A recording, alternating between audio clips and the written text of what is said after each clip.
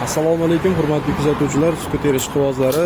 Navbatdagi skuterimizni Toshkentning Ko'kchasiga jo'natib beryapmiz.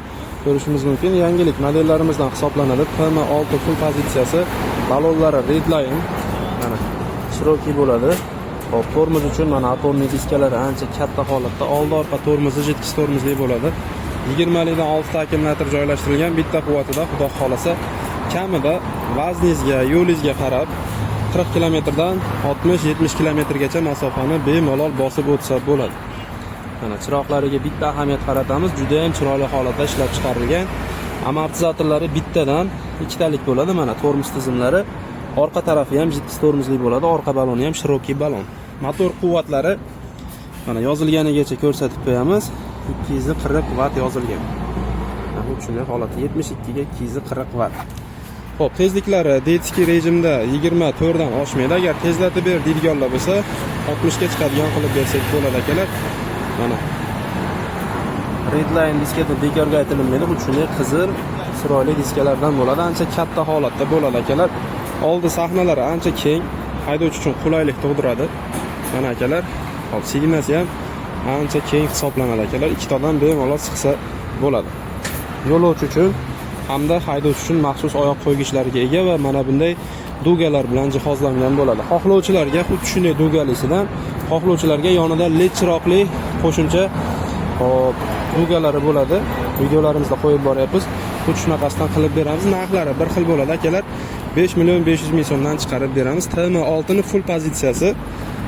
Xo'p, endi qo'shimcha parametrlaridan bu tablo ko'rinishi xuddi shunday holatda mana kalit yordamida yurg'azib o'chirsak bo'ladi, hamda mejigar yordamida yurg'azib o'chirsak bo'ladi. Mana chaqmoq rasmini 2 marta bosamiz. 3 marta bosilar ekan bularda. Yondi va ochiq qulf rasmini 1 marta bossak o'chib qoladi akalar.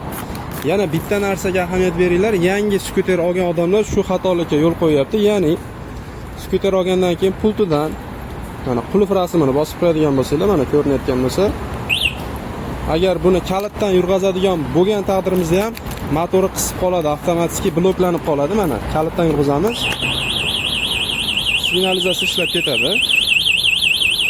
Endi buni tushunmasdan yana qulfini bosib o'chirishyapti-da, ovozini o'chirgandan keyin mana yana signalizatsiya. Agar shu holatda yurib ketaman desa ham mana gaz bosilyapti, lekin motor aylanmaydi akalar. Hop, skuter o'chdi. Shu holatda agar sizda motori siqsa yurmay qoladigan bo'lsa, birinchi navbatda shunisiga e'tibor beringlar, ochiq qulf rasmini bosib qo'yiladi. Signalizatsiya ham o'chadi va kalit yordamida bemalol yurg'azib ketish imkonini beradi. Mana shu turishda parkovkadan chiqarib gazni bosadigan bo'lsak, avtomatik tarzda yurib ketadi akalar. Xo'p, endi bu yerda signal, pavorotlari.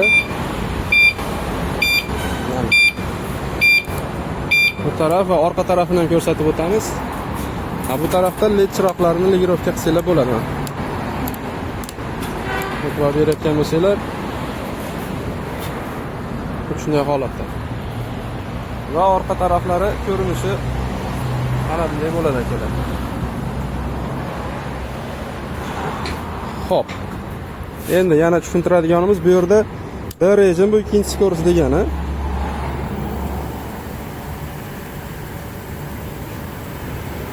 Mana 50 tezlikgacha chiqyapti.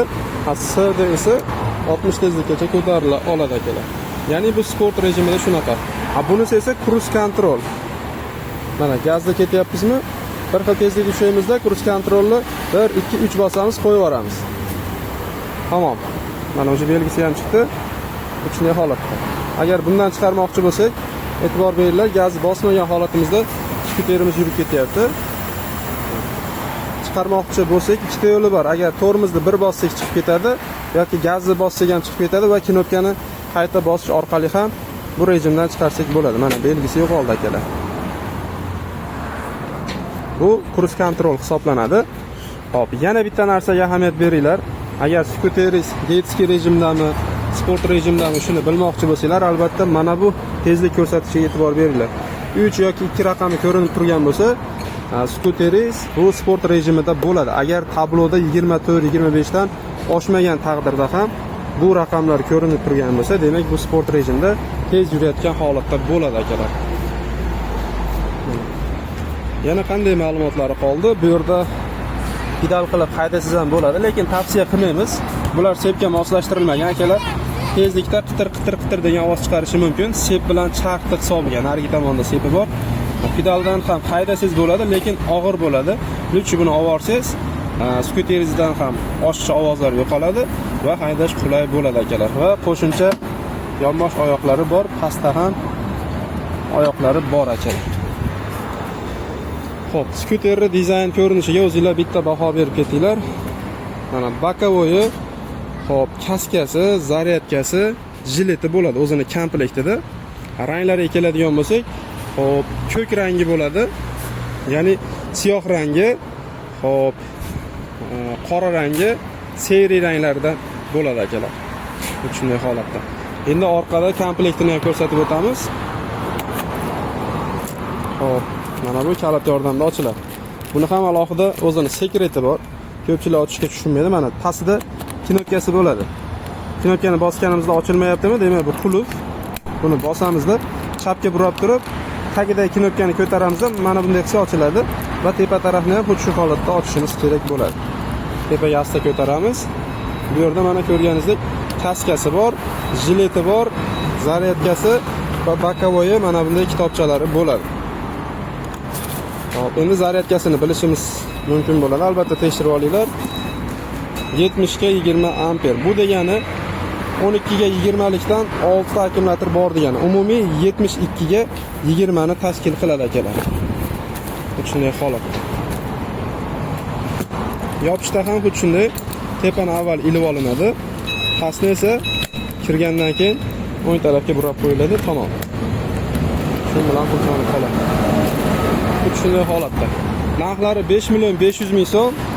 Obunachilarimizga, doimiy kuzatuvchilarimizga oz-moz o'tib beradigan joyi bo'ladi akalar. Nima deb o'ylaysizlar? Puliga arziydimi akalar?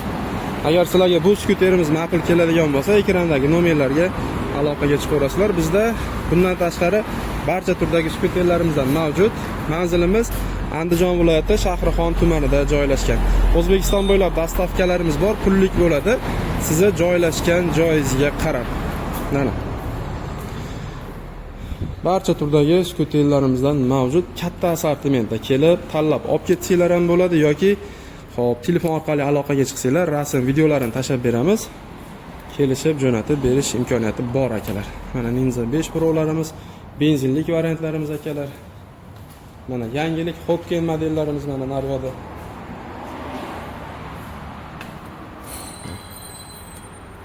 Beshta 6 ta akkumulyatorli variantlarimiz. Mana tashqarida tanishtirgan TM6 full pozitsiyamizni mana bunday dugalik variantlar. Narxlari bir xil akalar. Mana bu ham parametri bir xil, faqat shu dugasida farq qilishi mumkin akalar. Narxi 5 million 500 ming so'm, oz-moz o'tib beramiz. Demak, ketkizgan vaqtingizga rozi bo'linglar. E'tibor uchun kattakon rahmat.